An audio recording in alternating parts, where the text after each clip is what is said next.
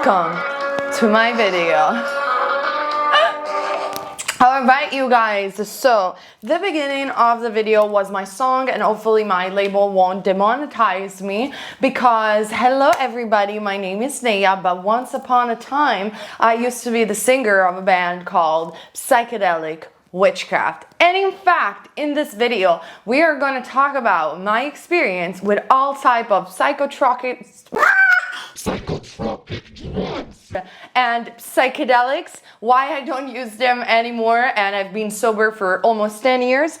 And a big disclaimer before we start this video: if you're under 18 years old, well, click off. This is not a video for you unless you are accompanied by a very open-minded parent, but definitely do not watch it alone. Second, this video, it's not to promote the use of illegal drugs and neither to make you do something that you don't feel is right for you. It's only a video to share my experience, and at the end of the video I'm also going to say to you guys why we don't actually need psychotropic drugs, why I don't think we actually need psychedelics, but I just wanted, like I said, to share my experiences with all this type of drugs. So if you're interested, just keep on watching. In the spiritual community right now, we see the word plant medicine like there is no tomorrow.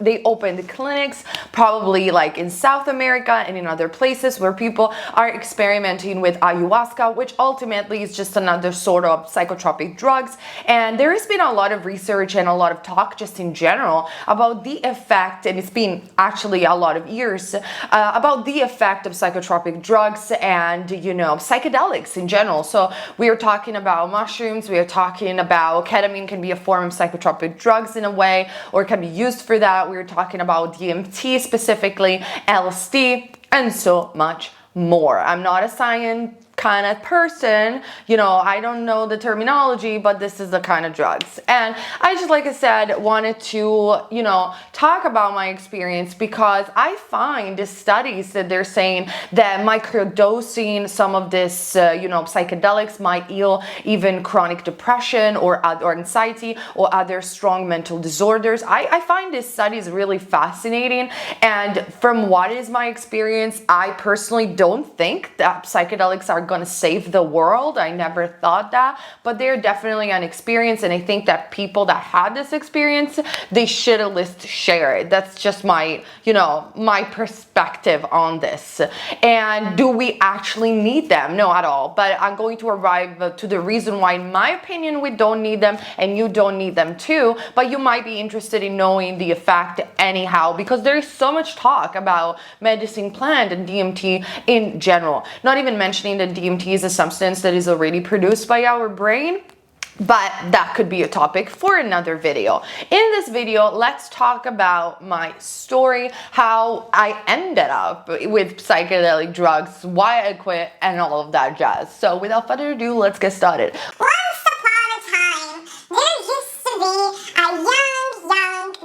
I was 19 years old, graduated from high school with big dreams in my head. I was taken from a casting, like I went to an agency, like a model agency, because my mom used to be a model for a while and I wanted to become a model, and I got into this agency, and my parents, actually my dad, said, no, you're not gonna model. So my dream just fell apart. And after that, I graduated not only at 19 years old from high school, but I graduated from cinema school because I was studying acting. In fact, I have a diploma in acting. And so I thought, okay, I'm just gonna go and become an actress. You know what I mean? And my dad said, no, you're not. You're just gonna go to college, which means for us in Italy, you're going to go to university. And I was like, oh, bummer. So I thought, can I do comic school? Because I used to draw manga and things like that. I wasn't drawing the type of drawings that I'm drawing right now, but I liked comics a lot, and they said no. So at that point, at 19 years old, I felt, well, I have no reason to be on this planet then. I have no reason to live. That's literally how I felt. I'm pretty dramatic as a person, especially when I was a child. And what about my psychic abilities, I always knew that I had them and the witchcraft thing, but you have to understand, guys, the time that I lived when I was 19, right now I'm 31, people were not into the law of attraction, especially not in Italy. New Age wasn't even a thing over here, and you were just considered crazy or either a scammer. So I was rejecting completely my psychic abilities. I didn't want to talk about it. For me, they were a curse. I hated to see the future through my dreams and having premonition.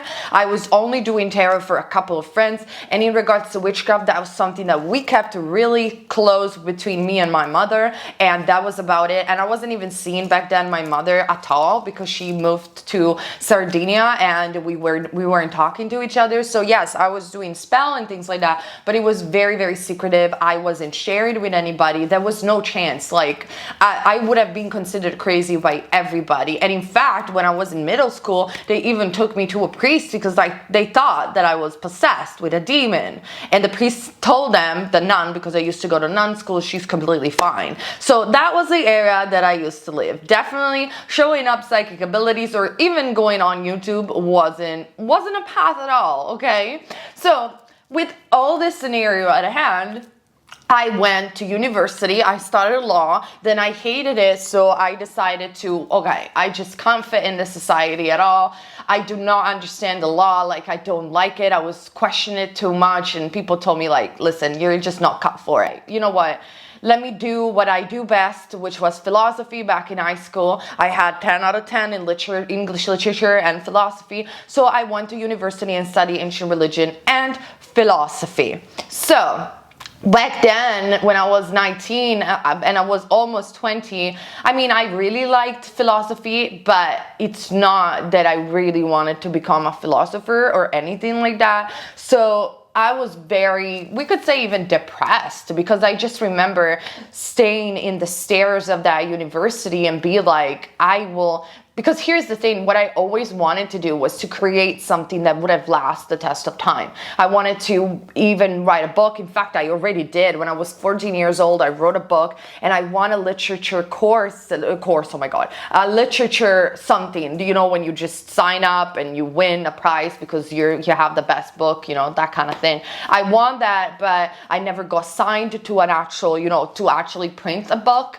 So that was a bummer either. So my entire idea since I was a child, it was, I am going to become an artist because I need to share what I have to say in an artistic form. So even when I'm going to die, there is going to be something of me that people are going to benefit from. So that was my entire idea, whether it was in modeling or fashion, whether it was through books, through music. This is what I wanted to do. And back then I didn't even know how to play an instrument. And so when all my dreams at 19 years old fell apart because I just couldn't go where I wanted to go, I even wanted to go to Hollywood and trying to be an actress over there. So when all of this didn't come into fruition, yes, I liked philosophy and ancient religion, but at the same time I was like, my life is over. Like, seriously, I was that dramatic. There's nothing that I have to lose anymore. Like, you know, I will never leave something for people to learn from. My voice is not going to be heard, and I am not going to be able to do what I always wanted to do. My mission, that's what I thought when I was 19. And because I'm a very atypical person, I didn't even like, you know, to be around people that much. I don't, because I'm an empath, and I don't like, it drains me a lot even today, even though I became better. So in all of this scenario, I sit down on the stairs at university thinking my life is over. I will never accomplish my mission. And a girl approached me, and she had psychedelics on her bags, and she said, hey, do you want to take a trip? Because at my university, everybody was experimenting with drugs. I mean, if you think about it, we were asking the most important questions of life, and it just made sense to have a trip about it. So she said that, and I was always against drugs since day one in my life. But in that state of depression, I was like, you know what? Like, I could even die for what I care. Like, I don't have anything to do on this planet anyway. And it started my journey to the psychedelic experience. So the first trip that I had, I just remember I mean, I want to just tell you guys a bit of trips that I had because I've never had a bad one. So I was very lucky about that thing. But, you know, I just want to tell you a few episodes that I think are significant, even spiritually, and what I think psychedelics done to me, and in the rest of the conclusion of this video. So the first trip, just in general, what psychedelic do, or any psychotropic drugs, you don't have a sense of boundaries anymore.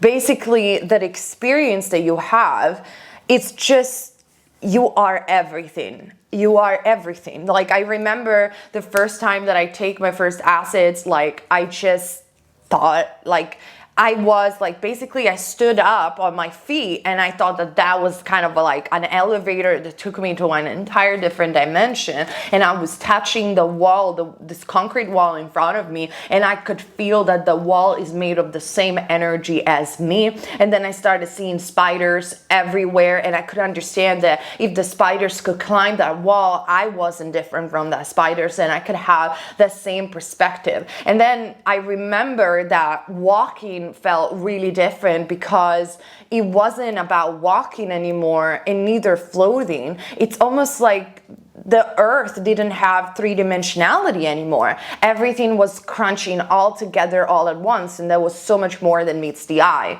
So that was the very, very first experience, and then an experience of warmth and love and just being around friends and people that had an amazing mind. Like, I could see inside the mind of people, and I was like, wow, there's a universe inside everybody's mind, and it's so beautiful and it's so powerful, and we're just made of freaking love. That's what I thought. So obviously I started doing it a lot more, and actually it became to a point where I was doing psychedelics almost every day for a month straight. Like, and after my entire experience with experimenting with drugs, people still ask me today, how did you not become insane, and how did you never had a bad trip? And I'm like, maybe I got protected from my angels. I don't know. I think I was just very, very lucky, and I'm a very naive person. I'm very positive, like the basis of my being, it's very optimistic. So maybe that is what has prevented me from going insane, or maybe I did went insane. Who never, I don't know. So, and I don't suggest you guys to do it, but the other parts of the psychedelic experience, like I remember vividly this one where I was in a party, because obviously I didn't take psychedelics in a clinic, in a fancy spiritual retreat or anything like that. I took it with, it was just, you know, wild. That wasn't this thing back then at all. Like at all. It was very similar, like in the 70s. We were just hippies trying to experiment life and talking about philosophy. That's what it was all about. So basically, I remember in this party, when we mean party, I mean at the university, we used to do parties at night in the entire faculty, and you could stay out in the gardens and everybody was putting music, you know, very hippie kind of style. And I remember I took, I don't remember which one, but I took a psychotropic drug, and I remember just laying down the grass, and all of a sudden I became a mushroom, and I could see everybody from the perspective of a mushroom. And I could see, first of all, I was inside the earth, and I was a beautiful tiny seed. And then I became a mushroom that was blossoming and blossoming from the earth, and I could feel the energy of the earth pumping up life from me. And I just remember this funny scene that there were people watching from, because basically I cut a hole for myself in the ground, according to my imagination and hallucination, because, you know, I was a seed, you know, I needed to grow, and so I needed to be inside the earth. So I could see people from the hole watching me and being like, hi, how you doing? Is everything okay? And I was like, hi, I am a mushroom, and I love you, human beings. This is amazing. I'm just blossoming to a new life. And I don't know what people have thought about me, honestly, back then. And then a friend of mine rescued me, and I was like, because obviously it came down, the entire fact, after a couple of hours. I don't actually know. And I was like, see, you understand? Like, we are the plants. Plants are alive. You can be a mushroom, you can be a plant, and you have to respect it every time you cut it, because when a plant is growing, she's blossoming to a new life. You know, I mean it, because I have experienced it. And this is why when I see witches doing, like, I'm a garden witch and all of that, and they just literally cut the plants from the outside without even having a conversation with the plant, without saying thank you. Like, I know that they have not very experienced, like, I'm sorry, I don't want to judge anybody, but I just know they're not experienced in witchcraft or in the energy, because a plant is a living being. And so you can utilize flowers and plants, but just be respectful about it. If you want to utilize it for a spell or energy work, just have a tiny, don't matter what people think you're crazy, whatever, you know, have a tiny bit of conversation with the plant. Thank them for giving them his energy or her energy, because she's alive, you know, and she needs the respect. And you could be that plant too in your next incarnation. So that was another very interesting experience right there. And another one that is the last one that I want to share with you guys. I have so many more, but otherwise this video is just going to be too long. It was very beautiful, because I did this one in the middle of a rave party, but in a wood. Okay, so I wasn't really into techno music or Goa music or all of that. I just went because I wanted to be in the woods with my friends, with just people. And I didn't really had a lot of friends anyway. And you know, I was there and I got my psychedelic trip and everything. And I just remember walking, because I wanted to go to another part of the woods. There was all the music in front of me. And I remember, you know, being in front of the speakers, the big speakers of the music, and I felt music in a completely different way. It's like music was colors. We always say music is vibration, but music is emotions. Music is colored, you know? You create with music, and I could see all these colors coming out from the speakers, and then from the speakers, felines came out. I saw beautiful pink tigers and leopards, especially tigers, cheetahs, and leopards, which is what I draw today, which is crazy, you know. I wasn't even thinking about my love for felines back then. And they say that, in fact, through medicine plant, you can discover who is your totem animal. That was what the native used to do, actually. So when people want to read, oh, the deer is your spirit animal, it's like, no, I've done psychedelics, I've done that trip, I know who's my spirit animal. And I saw all these tigers and leopards and cheetahs coming at me, and I could feel the power of these beings, of these beautiful felines, and they are the power, the protectors in a way, these predators of the world. They function in this ecosystem for a very specific reason, and they energetically serves us a lot. They remind us of the power of nature and what nature can create. So I saw that and I thought that was beautiful. And then I came into another part of the woods, and there was a friend of mine, and the woods became a galaxy. Like, I wasn't anymore inside the woods. I started spinning and spinning and spinning, and I was in the center of the universe, and I could see the earth from above. I could see the planets. I was in the center of a galaxy, the center of the universe. I don't know how to describe it. And in that moment, I realized that everything is so interconnected. We are not just human beings. We are parts of a great mystery that is beyond even the universe. And boundaries, time, space are nothing. They're just construct to maintain the sustainability of this existence.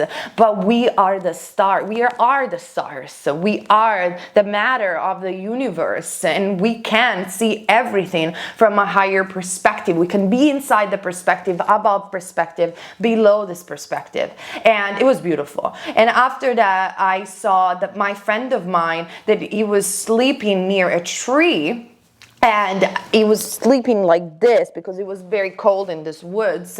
And I apologize, the light is becoming so damn bright and I don't know what to do about it. Hold on a second. I'm sorry, I didn't notice that the light was so bright. Hopefully you were still following the video.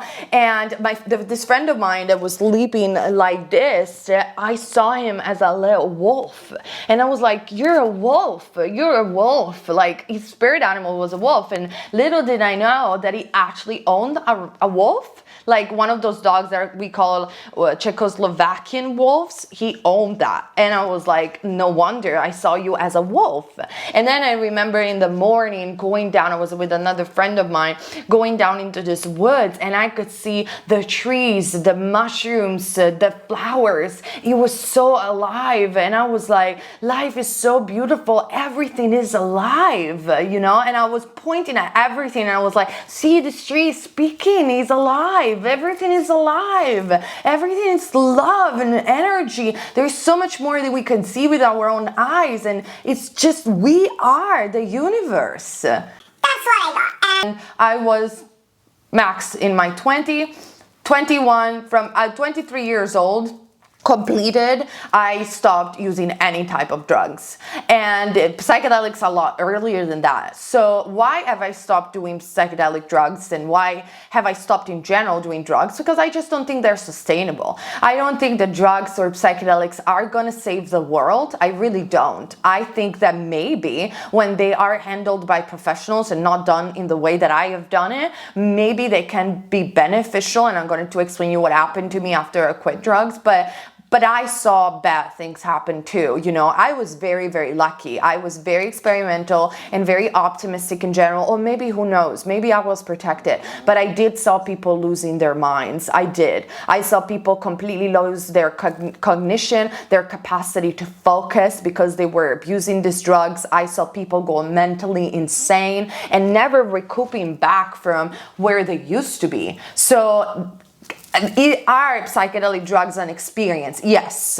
Can they be a spiritual experience? Without no shadow of a doubt. Are they safe? I don't think so. Can you go insane with them? Probably you can. How can we know? I am not sure. I don't think there is a rule or a formula. So do we actually need them to have the spiritual experience, or even to know your spirit animal, or even to open your third eye? No, you don't. You just need to have a very deep understanding and awareness of meditation. You need to properly meditate and do yoga, and you need to be consistent through the years about it. If you do this, well, you are going to arrive to the same awareness and lack of boundaries, we could say, in the sense of this psychedelic drugs. I had the same exact experiences with meditation. So you do not need, in my humble opinion, plant medicine or psychedelics. But back then, I wasn't into meditation. You have to understand, like, I was just a kid taking drugs because I was depressed, and I thought all my life was coming and falling apart. So that's not even a good reason to start in the first place.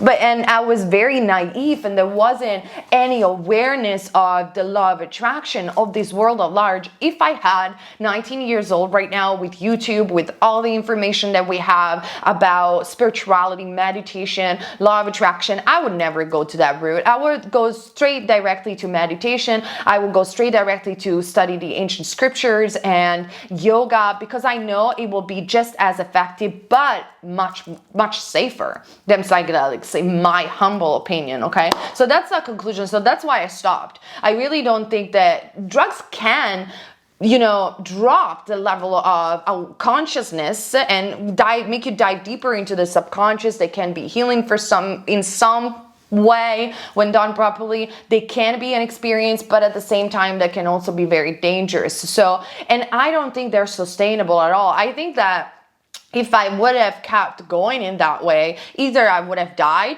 most likely from a heart attack, from jumping from a window, like I would have died for sure, or I would have gone mentally insane, like literally insane. So I'm very thankful that I stopped, because I really don't think that drugs, illegal drugs, are sustainable at all, and there are better ways. But what happened is, when I stopped, I have to admit, I wasn't anymore as depressed as before. Maybe through a series of events, I changed town as well. I came to Milano for finishing my university. I got first in rehab for 6 to 8 months because I wanted to obviously detox from everything. Plus, it just became a little bit worse, and the psychedelic drugs was just a phase, and I got worse with others, unfortunately. But then I was sober.